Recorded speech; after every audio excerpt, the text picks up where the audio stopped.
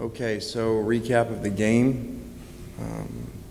Very glad we got a road win. Glad the way that, for the most part, that we finished the game. Whatever, I mean, I can't remember now. 40.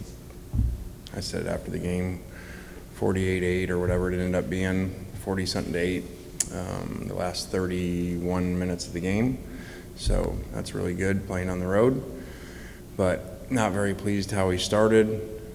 We didn't tackle very well at all for the most part. So a lot of work to do. You know, we didn't punt, which is a goal of ours.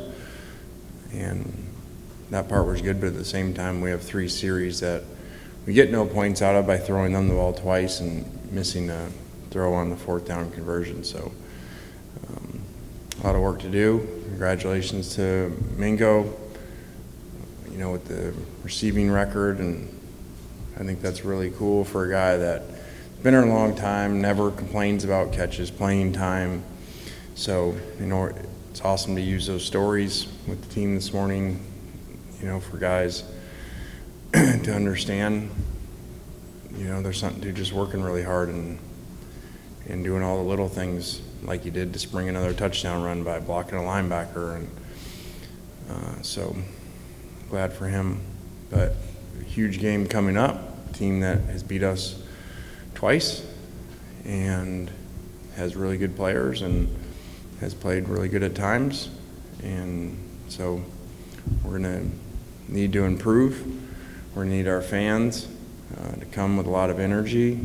And, you know, I think it was, I mean, when you watch football around the country, you see how fans matter. You know, you watch the false starts at the end of the Alabama game, you know, and the inability for people to hear a cadence when they're, you know, trying to use verbal cadence.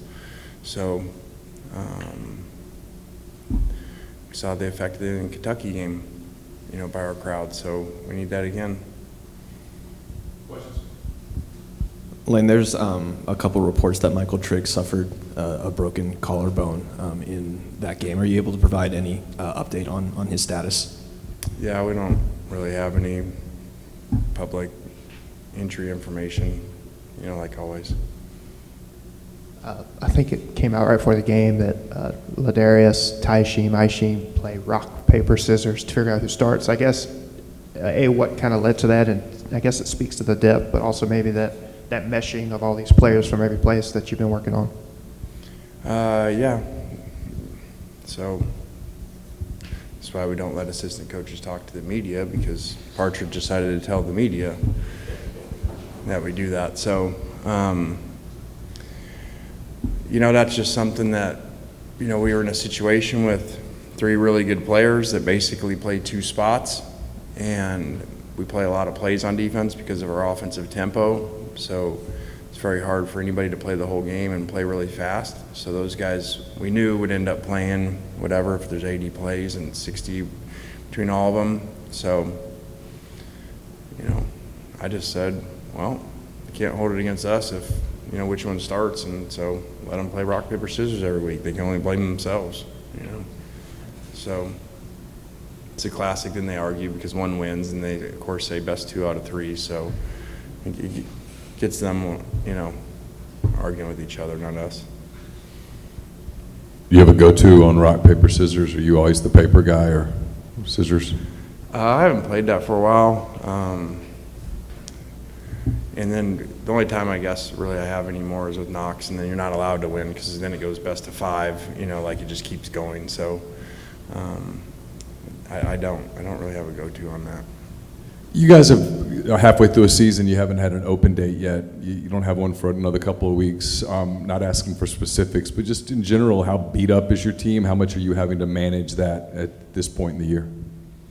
I mean, it is what it is. You know, whatever the schedule is, you know, don't worry about it.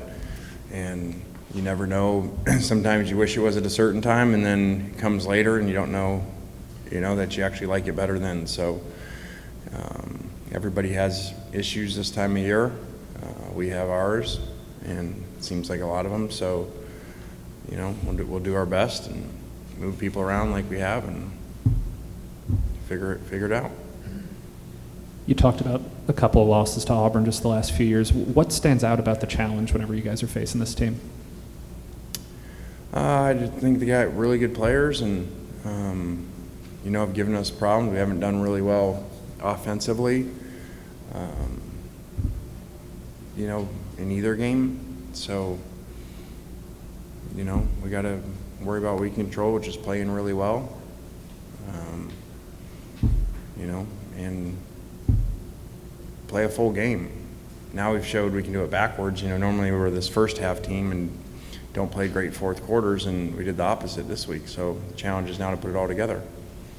You've been on both sides of the hot seat rumors before, and obviously Auburn's going through that now too. What's the challenge of coaching and keeping a team focused when there's so much going on outside the building? I didn't do very good. I got fired after 5 games, so I'm probably not the one to ask how to do that.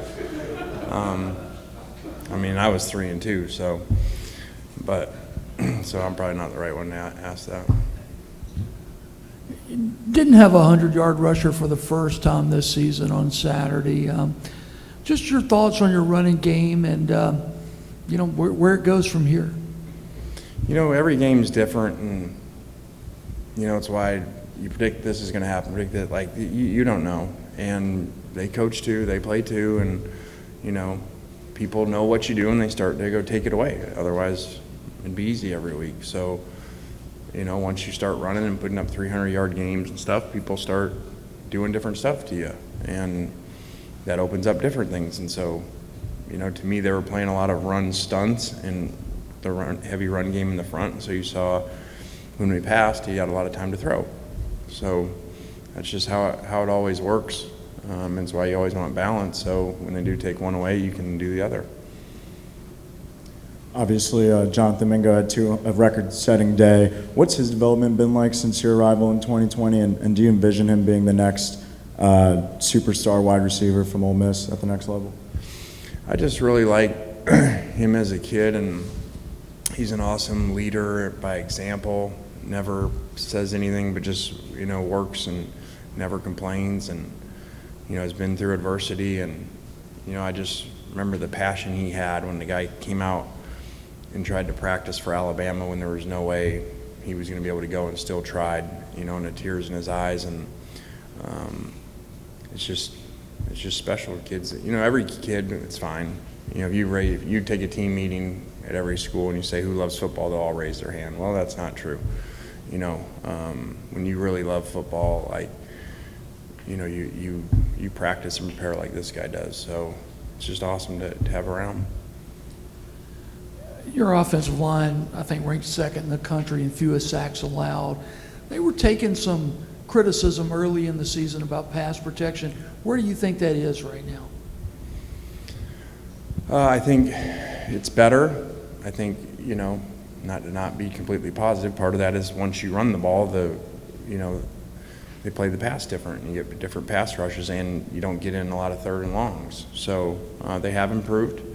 That's been good, but the ability to run the ball like they have definitely helps that. Do you guys have a name for that set with JJ and KD playing fullback, and just kind of where did that come from? Which coach kind of thought that one up? That's what we did at Alabama. Just a goal line thing. We've actually had it, and didn't have a situation where we really needed it. So it just came up. I think it was Ashawn and Robinson and Jonathan Allen. So it was just something that we always had. I think Payne did it once for us too. Especially when we don't have a lot of bigger tight end bodies and stuff, and those guys a lot of times are more athletic at things, and so it was good. We got on it today because if you watch the celebration afterwards, all the offensive players celebrate, and then the 2 D linemen run over to each other and celebrate. So I try to teach them it's a team game. You can celebrate with the guy who's scored the touchdown too. Lane, it looked like on your last possession there, the last drive, that you were explaining the last touchdown to Clark Lee at the end of the game. Is that what was going on? Yeah. I didn't – sometimes things happen. They're in the heat of the game, and, you don't really feel great about it. And I think, you know, even though our players get mad at me, you know, probably should have taken a knee there. And I told him that. And, you know, and I wanted him to explain the Mingo thing, because upstairs they called out and said he needs 1 yard to have the school record. So they said that at the beginning of the series. So we really were just trying to throw him a hitch and tell him to run out of bounds. And they clouded it the first 2 times. So that's why we threw him a ball there at the end. So I wanted him to know that too. And, you know, Matt Jones has been special teams player of the week like 4 weeks in a row, or service team player of the week. And so we moved him up and brought him on the trip. And, you know, so kind of got caught up in that, but then, you know, didn't really like how it felt. How have you seen Zach take Quinshawn under his wing, and what have you noticed about their relationship? I just think they have a really good relationship, very unselfish, which is hard to do. So, you know, it's a hard thing. Egos get involved, and there's only so many carries, and only one guy can be in at a time for the most part. It's not like playing receiver. So I think they've done a great job and really complement each other really well. And Zach has been a huge addition here. What has he meant to this program, and what makes him so special?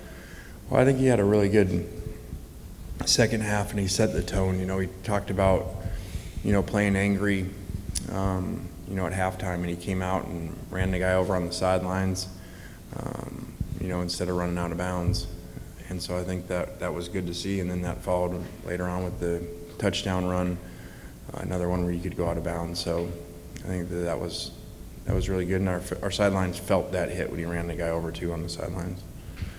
To that tight end position and depth, looked like Heath was having a good fall camp. And what have you seen out of him progressing wise in that position so far? He just hasn't had a lot of opportunities.